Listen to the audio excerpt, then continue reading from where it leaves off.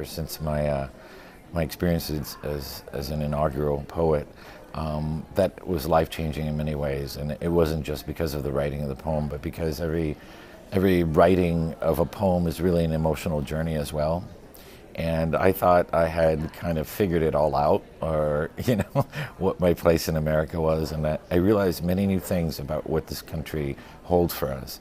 So I hope people can walk away thinking a little bit different about how we think of ourselves as Americans, and especially in the place that we are right now. And I hope that helps to stimulate perhaps a little bit of a movement in a better direction. So I really want to share that part of the journey that doesn't always come out in interviews, in those 2 or 3 minute interviews that happen in the frenzy of the inauguration.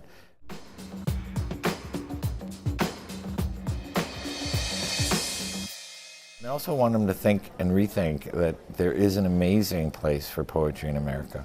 Not only a place for it, but a hunger. And that's also, I speak from what I've witnessed as inaugural poet, that we don't have this built-in gene, anti-poetry gene in America.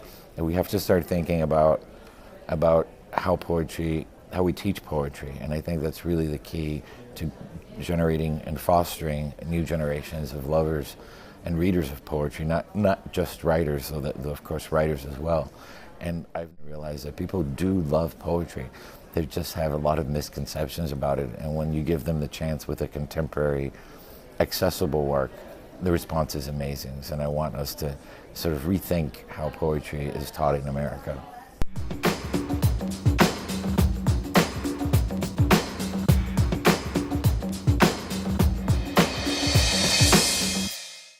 Really think about poetry's origins, they were music. I mean, poetry was was the troubadours singing and rhyming songs, and it was a way of communicating. It was a way of sitting around the campfire and telling our stories. It was a way of celebrating, of mourning, of commemorating.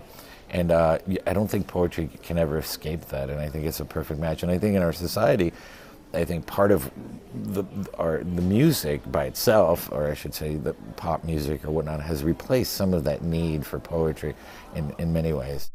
When I read, I think I start taking on a singing quality, sort of elongating the ends of the words and stuff. I can't sing for hell, but but I love the connection of music and poetry. I mean, lyric, if you think about lyric, comes from the lyre, right? From the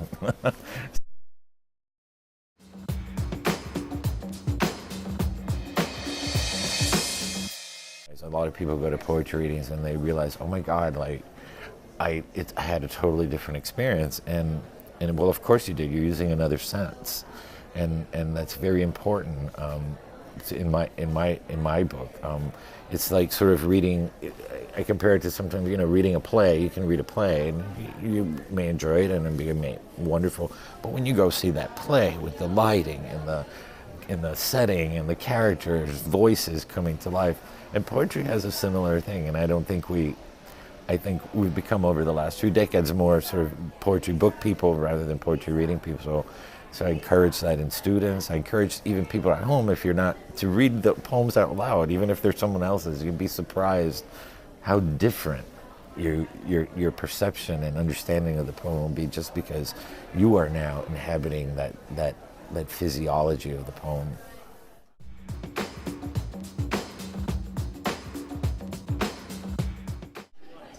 Well, surprisingly, what I read most is a lot of psychology books, psychology and psycho-spiritual books.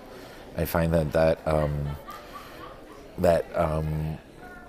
informs my writing in a very interesting way, because it's about sort of the analysis of human nature, right? And a poet is always looking at what is human, how do we behave, how do we act, what is our psychology, both in myself and others.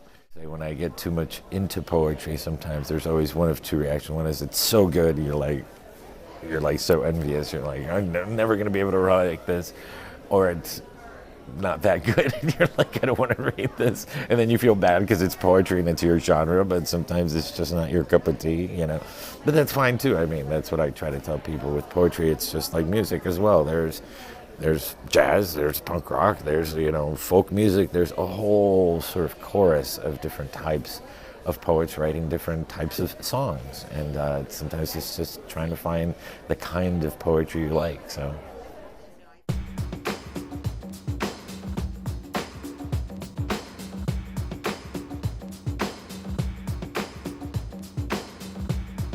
One question that I would say this. One question that people keep on asking me, but don't quite get my answer sometimes, is this whole idea of labels, and I don't know if I'm in the minority, but I really don't have a problem with labels, like in the sense of I am a Latino immigrant of Cuban parents.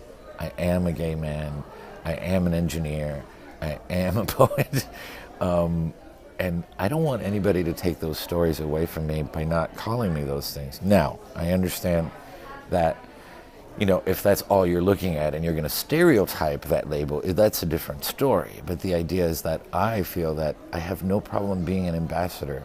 I have no problem in being an educator to say, this is what it's like to be Latino, or not even Latino, because that's a big umbrella, but to even educate people saying, what Cuban experience, Mexican experience, Salvadorian experience, and we know those in Miami very much. They're similar, but they're very different, and they're amazing stories, even within the generations of Cuban Americans here in Miami.